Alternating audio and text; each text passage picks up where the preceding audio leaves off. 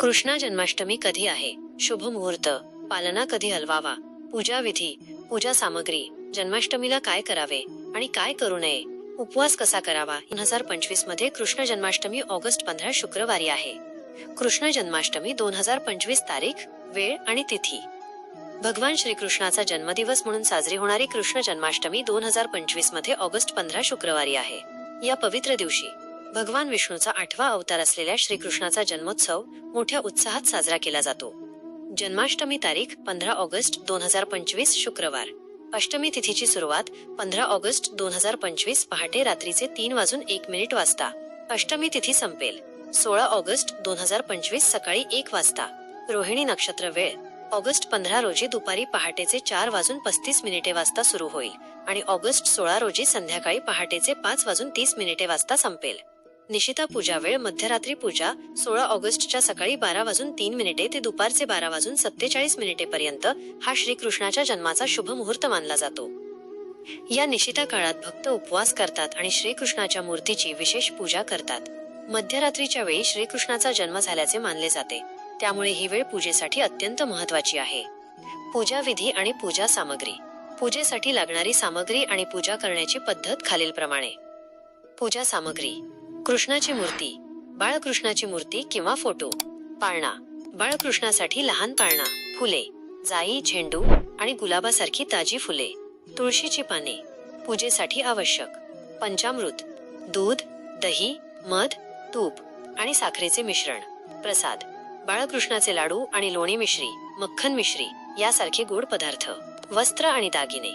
कृष्णाच्या मूर्तीसाठी नवीन कपडे आणि दागिने. पूजा थाळी: दिवा, निरंजन, उदबत्ती, कुंकू आणि चंदन पेस्ट असलेली ताट.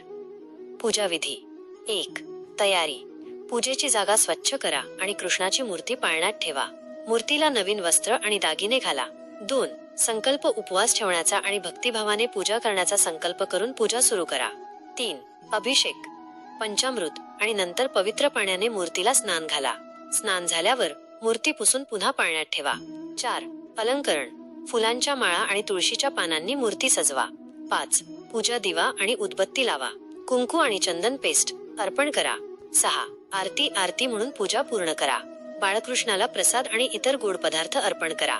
7. पाळणा हलवा. भक्तिगीते गाताना बाळकृष्णाचा पाळणा हलवा.